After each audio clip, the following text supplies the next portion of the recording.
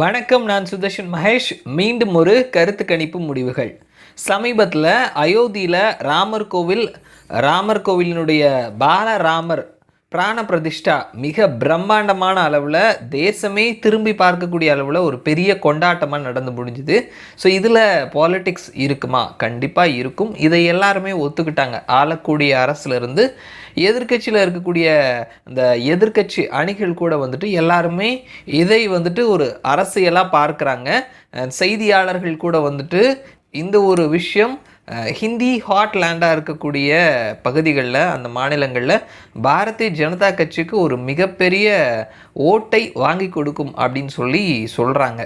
So Ramar கோவில் அயோத்தியா விஷயம் நடந்து முடிஞ்சதுக்கு அப்புறமா, பிராண பிரதிஷ்டையெல்லாம் நடந்து முடிஞ்சதுக்கு அப்புறமா மக்கள்கிட்ட சில கேள்விகளை கேட்டு அதற்கு என்ன மாதிரி அவங்க ரியாக்ட் பண்ணியிருக்கிறாங்க அப்படின்ற மாதிரியான விஷயங்களை சமீபத்தில் India today and C voters அவங்களுடைய கருத்து கணிப்பு முடிவில் சொல்லியிருக்கிறாங்க.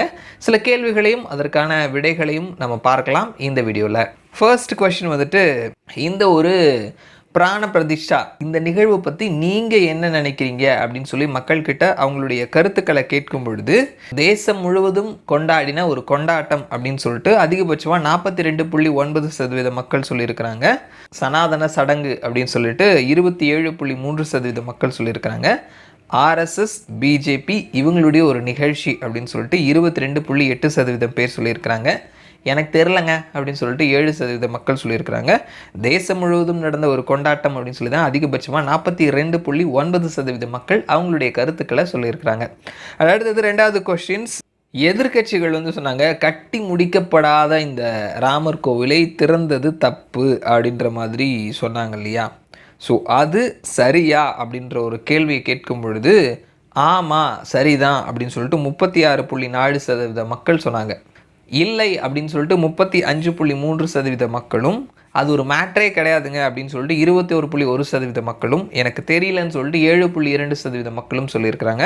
இல்லை அவங்க சொன்னது சரிதான் அப்படின்னு சொல்லிட்டு 36% மக்கள் சொல்லியிருந்தாலும், இல்லை அப்புறமா அது ஒரு விஷயமே கிடையாது, இந்த இரண்டையும் சேர்த்து பார்த்தோம் அப்படின்னா கிட்டத்தட்ட 56% மக்கள் வந்துட்டு இது ஒரு பெரிய விஷயம் கிடையாது, அவங்க சொன்னதுக்கு அப்போஸ்டாக 56% மக்கள் இருக்கிறாங்க அப்படின்றதையும் நம்ம பார்க்க முடியுது. அதில் அடுத்தது மூன்றாவது கொஸ்டின் வந்துட்டு, எதிர்கட்சிகள் இந்த ராமர் கோவில் பாலராமர் பிரதிஷ்டா நிகழ்வை பாய்காட் பண்ணாங்க, அதற்கு போகாமல் தவிர்த்தாங்க இல்லையா? இது தவறானதா? ஏன்னா அவங்களுக்கு பிஜேபியோட பிரச்சனை இருக்கலாம், அதை ராமர் மேலே காட்டினது தவறு அப்படின்னு சொல்லிட்டு பல பத்திரிகைகளும் சொல்லியிருந்தாங்க. ஏன்னா வந்துட்டு இது பிஜேபி அரசியல் பண்ணுறாங்க, ஆர்எஸ்எஸ் அரசியல் பண்ணுறாங்க, இதெல்லாம் வேறு. உங்களுக்கும் பிஜேபிக்கும் இருக்கக்கூடிய சண்டையை நீங்கள் தனியாக போய் வச்சுக்கோங்க. நீங்கள் ராமரை வேணான்னு சொல்கிறது சரியான ஒரு முடிவு கிடையாதுன்னு சொல்லி பல பத்திரிகைகள் சொல்லியிருந்தாங்க. அந்த மாதிரி அவங்க எடுத்த அந்த நிகழ்வுக்கு போகாமல் இருந்தது தவறான முடிவா அப்படின்னு சொல்லி கேட்கும் பொழுது, ஆமாம் தவறான முடிவு தான் சொல்லிட்டு 54.4% மக்கள் சொல்லியிருக்கிறாங்க. இல்லைன்னு சொல்லிட்டு 22.6% மக்களும், எனக்கு தெரியலன்னு சொல்லிட்டு 23% மக்களும் சொல்லியிருக்கிறாங்க. அது அடுத்த கேள்வி, ராமர் கோவில் வரக்கூடிய எலெக்ஷனில் ஒரு பெரிய பேசு பொருளாக இருக்கும் அப்படின்ற மாதிரி கேட்டிருக்கிறாங்க. ஆமாம் அப்படின்னு சொல்லிட்டு 54.4% மக்களும், இல்லைன்னு சொல்லிட்டு 29.7% மக்களும், எனக்கு தெரியலன்னு சொல்லிட்டு 15.9% மக்களும் சொல்லியிருக்கிறாங்க.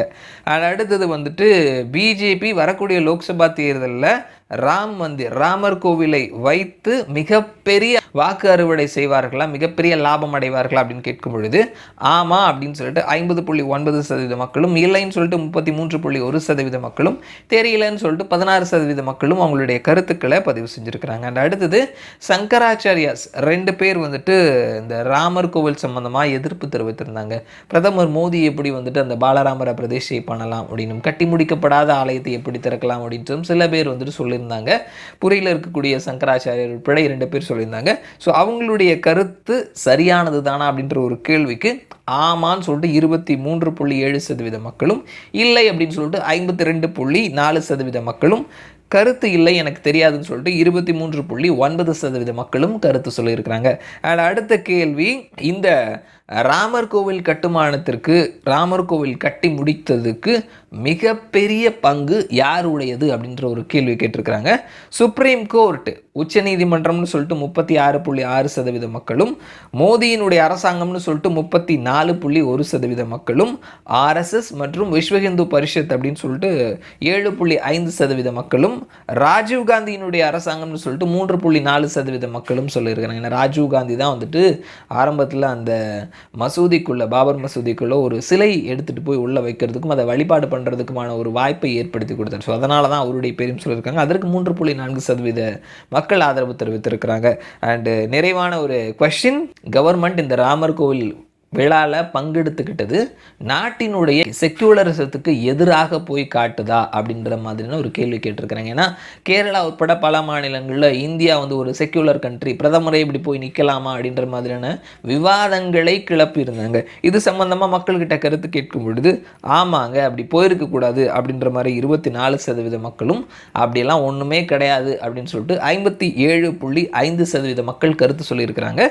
கருத்து இல்லை எனக்கு தெரியாது அப்படின்னு சொல்லிட்டு 18.4% மக்கள் அவங்களுடைய கருத்துக்களை பதிவு செஞ்சிருக்கிறாங்க.